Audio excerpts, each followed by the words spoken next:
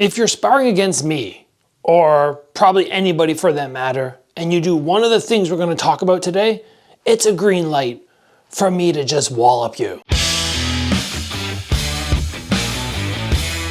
The countdown timer is on, and there are less than 10 days to grab the Vault, which is my 5 training courses over at Strike Ready for $550 plus in savings. Guys, link down below, grab that before it's gone, because I just keep getting such awesome feedback from people that these courses are next level and they're learning at such an amazing pace and improving at such an amazing pace because of them. Warms my heart to hear that, and the best sale of the year. I don't need to say anything more than that, I think. So I don't have a whole lot of sparring sessions on the channel. Me against other people, sparring really, really hard, mostly because when I go in for a sparring session and I'm doing something that's very intense, like preparing for a fight, I'm not interested in looking back at the footage, right? I am just there to train.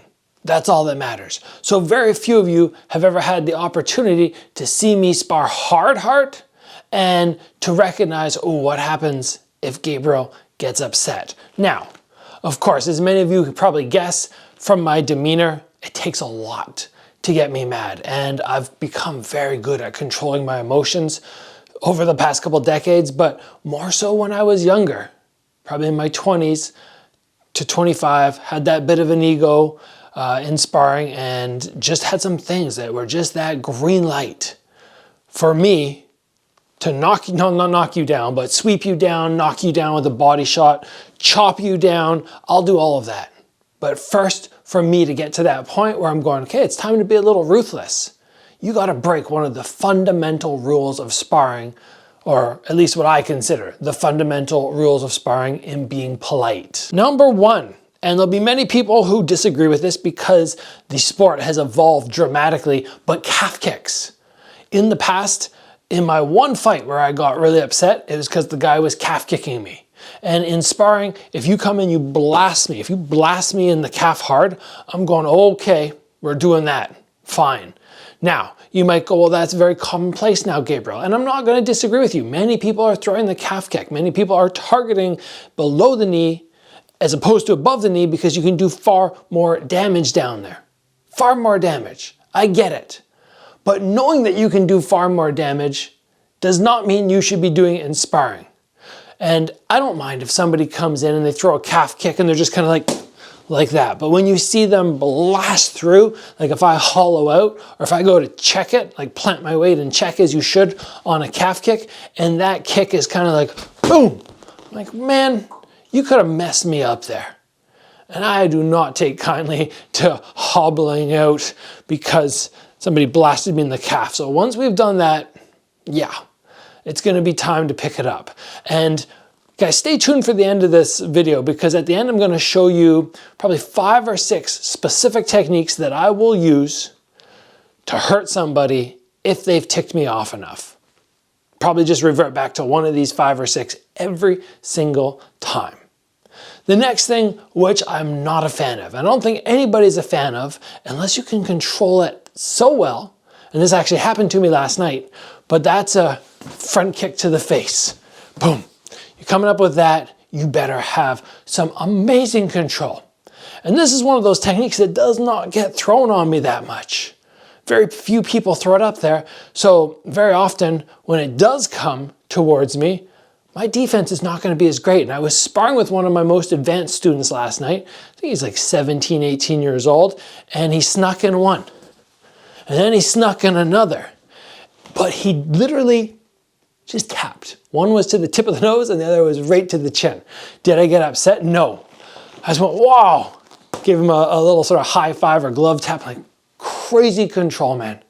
Crazy. And I have thrown front kicks in sparring. Generally what I will do though, when I throw front kicks, is instead of being at this range where I can land, I'll do it from back here and I'll just kind of throw that distance. So there's no way that anything can happen unless they throw their head forward. And if that does happen, because I'm further back, I have more ability to, okay, I got to pull that kick out really early. As opposed to in here, if they bury their head forward, maybe they're going to come into the knee, or maybe I accidentally crack them. So I just take that extra step back. Front kicks to the face, you do this in Thailand, you're gonna get demolished. And most people do not appreciate it. So just as I give these to you, be wary and be aware so that when you finish a sparring session, you're not going, huh, why did that guy lay me out? I don't get it, he's such a jerk. Well, sometimes people don't go inside and think, what did I do to deserve that? The next thing that we're gonna talk about, and this one just blows my mind, is the inconsistent pace. I hate when people come out and they say to me, okay, let's go light. Like there's lots of people in the past when I would spar with, 20, 30 people a week, variety of people. Now I just spar with people I trust. But people would come in, they'd be like, nice and light, right?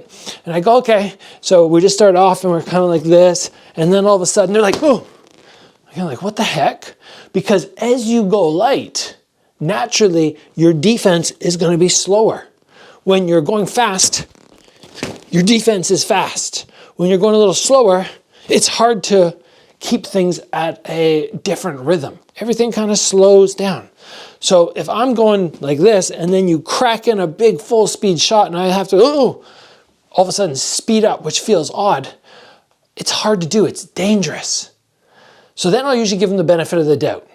I'll kind of step back and then be like, okay, and I'll throw some light shots and they'll do that for a while and then they'll come with a big hard shot again. And I'm like, okay, I see what we're doing. You want to go hard when it suits you. Well, now it's going to suit me. And then I'll go and pick it up. That one right there is a green light. Pick a pace, stick to your pace. If we say hard and you want to go lighter, sometimes that's fine. But don't say we're going to go light and then slip in some little surprise shot. Just the other day, I did a video on knee stomping. And while I wanted to teach it to you, and while I said, yeah, sometimes I throw it, I'm not a fan of somebody stomping towards my knee. Specifically, as I said in that past video, if you stomp right on my kneecap or right above, I said in that video that I will go up about 6 inches if I'm gonna practice my knee stomps. But if you stomp me right down in that joint, and for some reason I had my leg straight, I know you could have done real damage.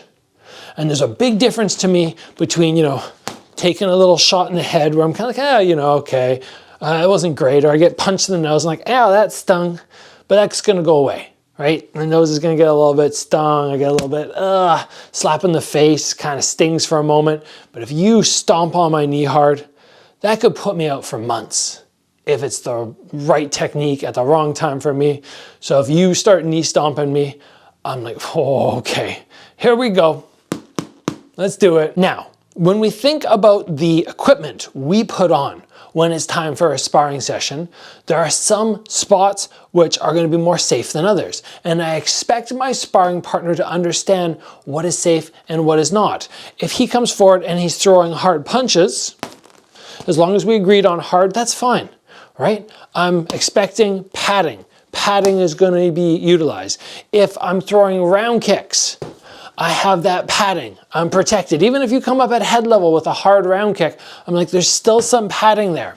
I hate when people don't recognize that there is no padding on their heel and they come through with a full power spinning hook kick that whizzes right through, because that is a jaw breaking or concussion creating technique. We have no pads on the heel, and the heel is crazy hard.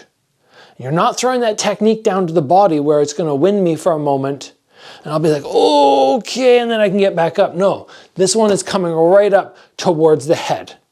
So if you bust out a hard spinning hook kick on me, which is not a foot slap, but a heel stomp, I'm going to be mad about that. And once you've thrown one of those, I probably know that you're more of a distance fighter. Most people who are distance fighters throw those big spinning techniques. So I'm going to be crowding you, getting into that point where you can't throw that technique again. And guess what? Once I'm here, I'm going to be laying a lot of hands on you, because that is not a cool technique to throw if you don't have the control. Now, for those of you who love clench, think, oh, clench. There's nothing in clench that's going to tick Gabriel off, right? It's a nice controlled gentle way to engage? Well, yes, very often I'm fine in the clinch. I'm happy to take some knees to the body. I don't even care if you throw me. Yeah, I don't even care if you catch my kick and you dump me down to the ground. That hurts my ego, but it's not gonna make me upset because you did not put me at massive risk. You did not do something which I really dislike. What I do hate though in the clinch is when people don't understand how to transition their hand positions without grinding my face. When people start getting into the clinch and I feel Velcro scraping across my face, or they're jamming their fingers into my eyes, and instead of these nice clean transitions, it's like, I'm gonna get upset. And most likely, I'm just going to start getting meaner in that clenched position. You know, bury my head down low so you're not grinding. I'm probably gonna, bob sliding, I'm probably gonna put my top of my head right into your jaw, get my hand behind, clench up, get tight, so you can't be doing any of that garbage anymore. And then I'm just gonna start skipping that leg out and wailing into you. And then I'm gonna dump you because nobody likes having their face just mangled up by gloves sliding by. So if you're in the clinch and you're like, man, people are upset with me after, be aware that we wanna transition our hands around and not just smack right into somebody's nose or eyes or, you know, reef it across their face. One more thing we're gonna talk about, and then we'll talk about the techniques which I'll end up utilizing. This one is not actually directed at me. It's not when I'm sparring with somebody and they tick me off, it's when they're sparring with somebody else. If I see this person going too hard and it's against a female who's much smaller than them, or against another student who's brand new, or a beginner, or an intermediate, and this person is advanced, or this person is like 6'1" and they're going against a guy who's 5'7" and weighs 50 pounds less. If I start seeing the physical advantages or the skill level advantages this person clearly has, and they're still beating that person up. They're not just, you know, tapping them and showing that they could do things, they're actually really starting to hit them and hurt them. That's a green light to me. And years ago, when I was at one of the gyms in town, the head coach there, sometimes I would finish a round and he'd say, Gabriel, and I'd look over and I would see him. He'd look at me, he'd look over at somebody else, he'd look back at me and he'd just be like, and I'm like, oh, what did they do? They did something. They did something which really ticked him off. And pretty much every time when I'd ask him after, he's like, yeah, they were beating up somebody that they didn't have to be beating up. They were hurting them. Now, in all fairness, he probably should have, the coach just should have gone over and talked to that guy instead of sending me over to, you know, body shot drop him. But that was often my role in the gym back then, is sort people out who were being ridiculous. So if you're going to the gym, and it's me, let's say I'm going to the gym and I'm sparring and I'm, you know, almost 6 foot and there's a 5'5" guy in front of me who's 20 pounds less, and I'm just beating him up because I can. Don't be surprised when somebody else comes and beats you up right after. Somebody bigger and better. You kind of deserved it. Now, some of my favorite go-to ways to punish somebody once they've given me that green light to start going hard. I will not start the engagement in being mean, but I will finish it. And very often I'm looking for a few techniques. Doesn't mean you guys need to utilize these techniques, but they're ones that I'm going to be doing. And the left body hook, but the left body hook with no setup. I'm not talking about stepping in and doing this. I'm talking about just boom. Now, I will utilize this one of two ways. I will either just be standing here, I'll go to this high guard, and I'll just get tight enough that this person might be trying to punch me, and I wait for them to stop. You know, they might throw some shots, I'll take it. They'll throw some shots, I'll take it. I'll step forward, they don't throw anything, boom. Hit them hard, right to the body. Because most people, when they get to that tighter range, they're protecting their head, their body's wide open. One shot there, I can change the whole round. In addition, I'll just stay at range and I'll just wait for that front kick. I'll catch the front kick, I'll drag them into me so they get their legs stretched out as they try to follow their leg, and I'll do the same thing. Catch, pull, boom. The left body hook is one that I'm very happy to punish many people with. if they were out of line. The next one is getting myself into the clinch so I can toss you to the ground, get back to clinch, toss you to the ground, do it over and over. If I want the safe way to enter, I'm gonna have to do a proper tutorial on this one time, show you all the details, but I bring my knee up, I power slide in with a long guard, I connect, I frame, I pin, I grab, and then I step through and I sweep them to the floor. Just closing distance, getting to the clinch, swan, hook, and then boom, right down. That's all I'm looking to do. Throw somebody to the ground 3, 4, 5 times, wait till they start to fatigue from getting back up, and then at that point, then I'll probably start laying in big round kicks and punches and body shots and start chopping the leg, but I'll burn them out first. Break their mental fortitude by tossing them to the ground and burn them out energy-wise.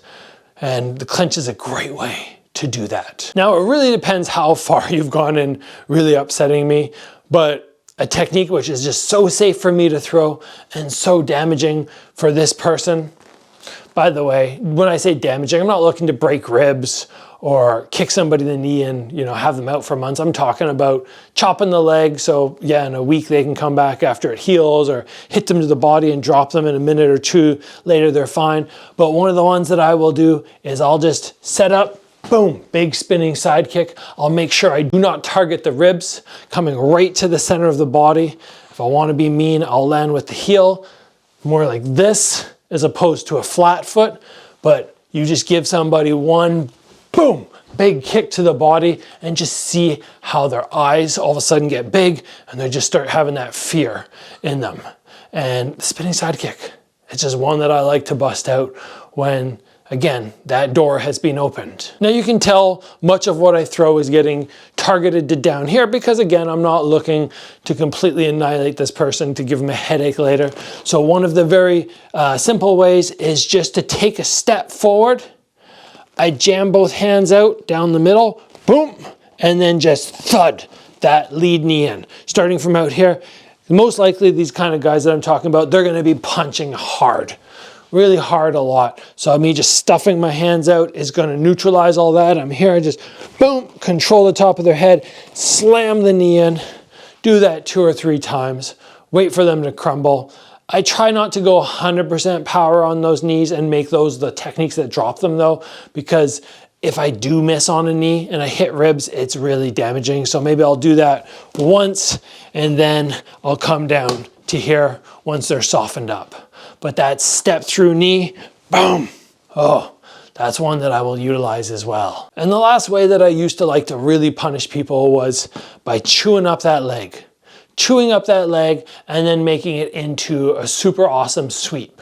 So I would just take shots off the guard because they'd be trying to hit me way too hard usually, and boom, just start lighting them up. As soon as they hit me here, I chop them. In between, I chop them. They start punching me, I chop them. Just getting them thinking about that. And then when they go to lift their leg up and they start actually trying to check it, then I'm just going to lift it, fake, get deep, and dump them right over.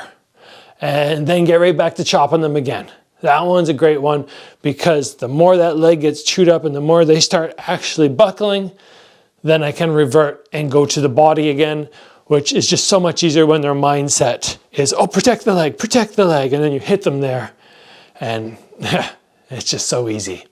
So the moral of this video, overall, even though you guys have probably watched the whole thing, you're going, wow, that was fun to hear or cool to hear, and now I have some new ideas, but the main idea behind it was, if you're getting chewed up in sparring by somebody at your gym who's more advanced, often stop and think, did I do something to tick them off before that?